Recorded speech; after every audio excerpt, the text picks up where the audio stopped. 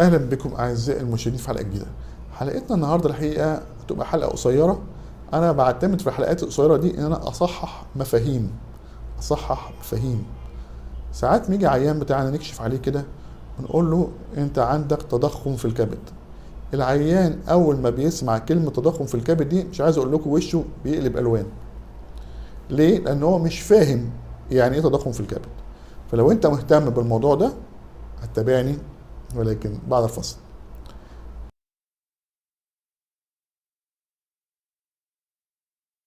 كلمة تضخم في الكبد يعني ان حجم الكبد ده اكبر من الطبيعي.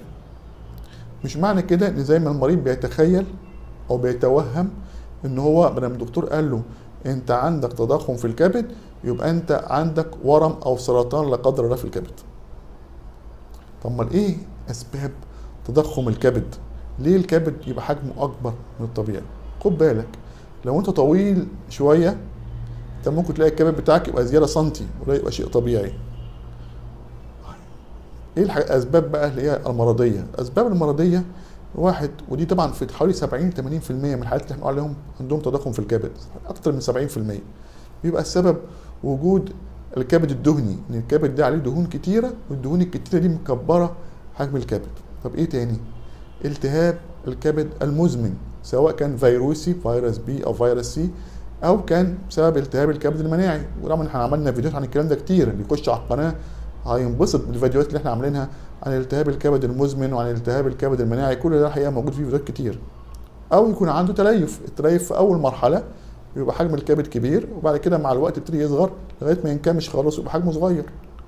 او يكون عنده البلهارسيا، اكيد كلكم عارفين البلهارسيا دي موجوده من زمان عندنا في مصر وفي بعض الدول زي اليمن.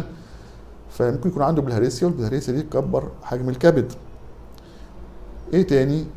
لو مريض قلب اللي عنده فشل في عضله القلب الكبد بيكبر. او لو عنده مشاكل في القنوات المراريه وانسداد في القنوات المراريه ممكن تلاقي برضو حجم الكبد يكبر.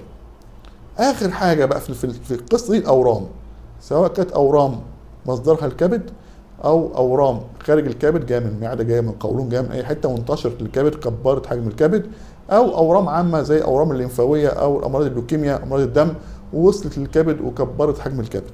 اذا مش نمره واحد خالص ولا نقصد ان احنا نقول للعيان انت عندك تضخم في الكبد، فاحنا نقصد ان انت عندك اورام في الكبد. تضخم الكبد يعني زياده في حجم الكبد. طب لو انا عندي تضخم في الكبد ايه المفروض اعمله؟ نمره واحد، وظيفيا لازم نشوف وظائف الكبد اخبارها ايه، لازم نشوف فيروسات الكبد عامله ايه، مهم جدا ان احنا نشوف دهون الدم اخبارها ايه، السكر التراكمي عامل ايه. مهم قوي ان انا اعمل العيان موجات صوتيه على البطن وعلى الكبد، اشوف حاله الكبد اخباره ايه، شكله عامل ازاي، حجمه عامل ازاي، منظره عامل ازاي من جوه.